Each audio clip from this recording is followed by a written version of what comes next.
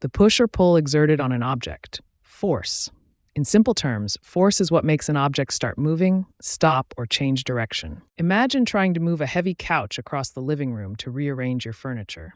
Just like you need to exert a push or pull to get the couch moving, forces in physics involve the same principle of exerting a push or pull on an object. When you push on the couch, you're applying force to overcome friction and inertia, similar to how any force in nature acts to change an object's state of motion.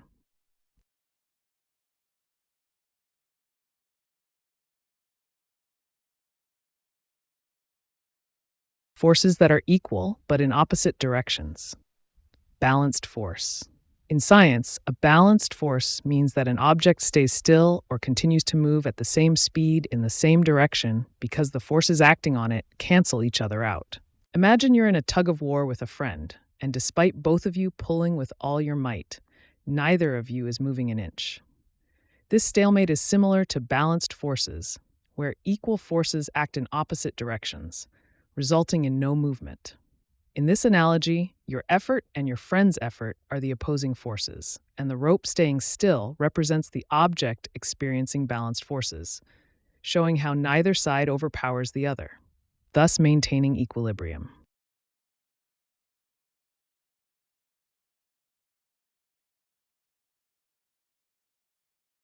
The force that causes an object to move in a circle.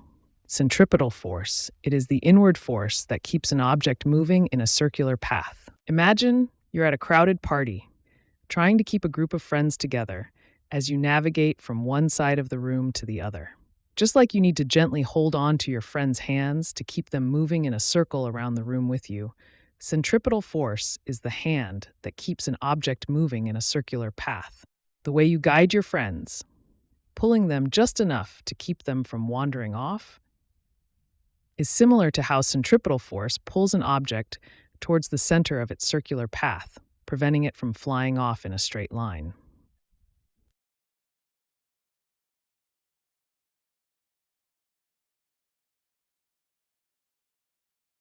The force that opposes motion between two surfaces that are touching. Friction is the resistance you feel when you slide one object over another. Imagine trying to walk across a floor covered in scattered marbles. Just as those marbles make it difficult for you to move forward smoothly, friction opposes the movement between two surfaces in contact. In this analogy, your feet are like one surface. The marbles represent the roughness of the other surface, and your struggle to move mirrors how friction resists the motion, highlighting the challenge of overcoming opposition to achieve movement.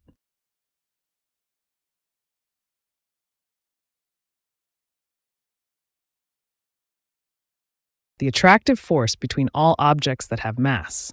Gravity is a force that pulls objects toward each other, like how Earth pulls us toward its surface. Imagine trying to keep a messy room tidy, where every item seems to have a mysterious attraction to the floor.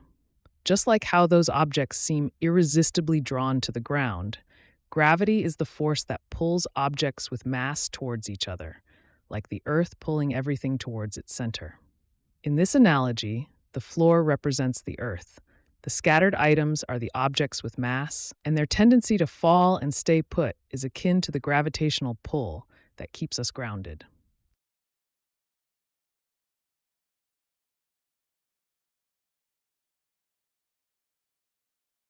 Measure of the force of gravity on an object. Weight. Weight is how much gravity pulls on an object. Imagine you're trying to carry a backpack filled with groceries up a flight of stairs. Just like how the backpack feels heavier depending on how many items you pack into it, the weight of an object is essentially how much the Earth's gravity is pulling it down. In both cases, the heaviness you feel is a direct result of an external force acting on the mass you're trying to lift. Whether it's the force of gravity on the groceries or the strain on your arms as you climb the stairs.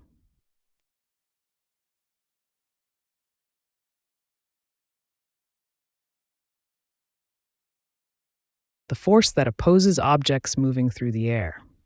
Air resistance. Air resistance is a type of friction that slows down objects as they move through the air. Imagine trying to walk through a crowded room where everyone is moving in different directions. Just as people in the room slow you down by blocking your path and causing you to navigate around them, air resistance acts similarly by opposing the motion of objects moving through the air. In this analogy, the people in the room represent air molecules that create resistance, making it harder for you or any object to move smoothly and quickly through the space.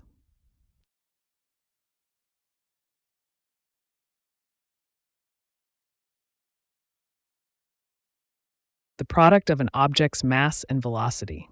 Momentum.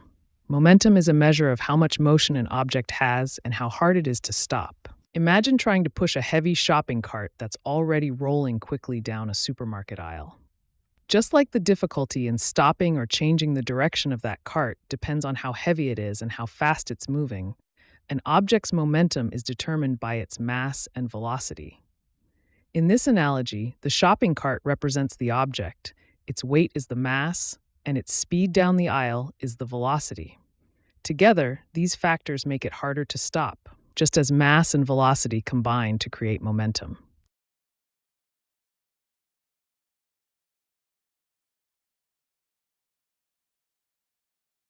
The friction that occurs when one solid surface slides over another, sliding friction.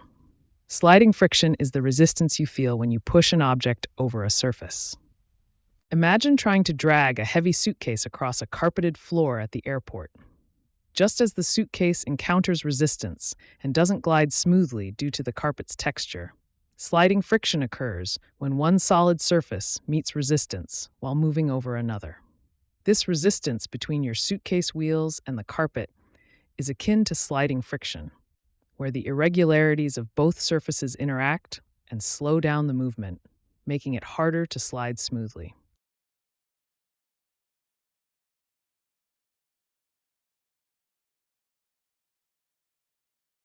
Friction that acts on objects that are not moving.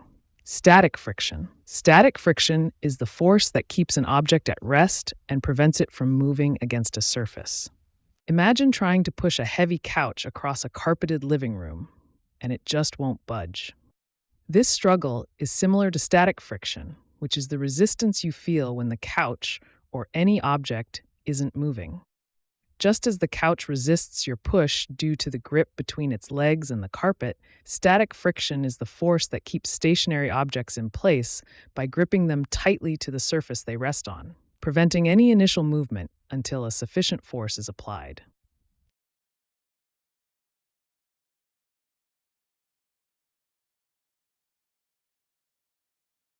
The tendency of objects to resist any change in motion. Inertia. Inertia is an object's natural resistance to changes in its speed or direction. Imagine trying to get out of bed on a cold winter morning when you're wrapped snugly in a warm blanket. Just as your body resists leaving the comfort and warmth of the bed, objects naturally resist changes to their current state of motion or rest. This reluctance to move or stop moving is similar to the concept of inertia, where just like your body wants to stay in the cozy bed, an object at rest wants to stay at rest. And an object in motion wants to keep moving unless an external force acts on it.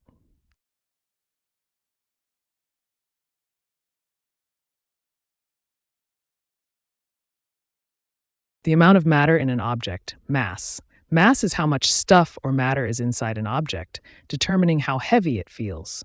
Imagine you're packing a suitcase for a vacation, trying to decide how much you can fit inside.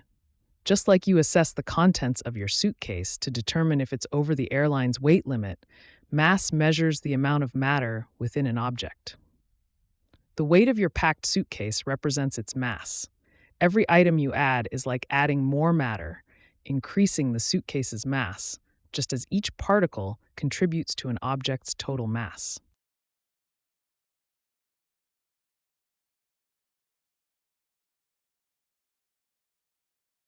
The motion of a falling object when the only force acting on it is gravity.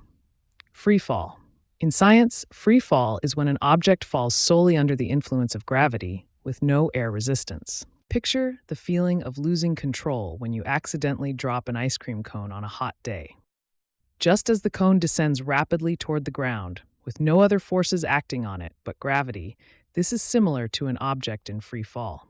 In both scenarios, the ice cream's descent and a free-falling object, like a stone dropped from a height, experience a similar journey, moving solely under the influence of gravity, unimpeded by any other forces, until they inevitably meet the ground.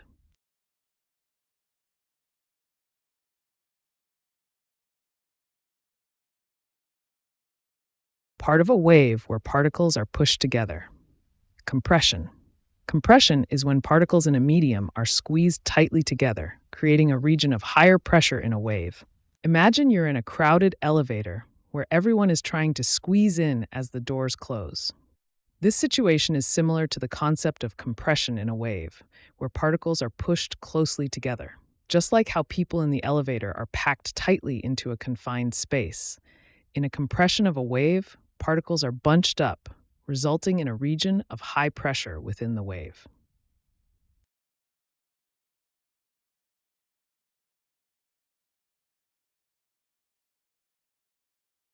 The sum of all forces acting on an object is called the net force. Net force is the overall force that determines how an object moves. Imagine trying to push a heavy sofa across a living room by yourself, while your friend playfully pulls it in the opposite direction.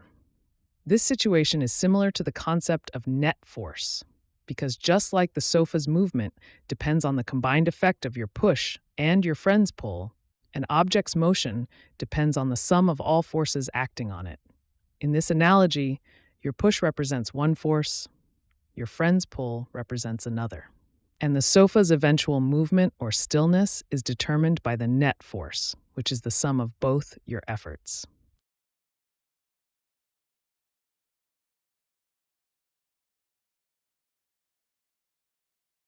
Forces acting on an object to cause a change in motion. Unbalanced force. An unbalanced force occurs when different forces on an object are not equal, causing the object to move. Imagine trying to push a heavy piece of furniture across a carpeted floor when you're the only one pushing.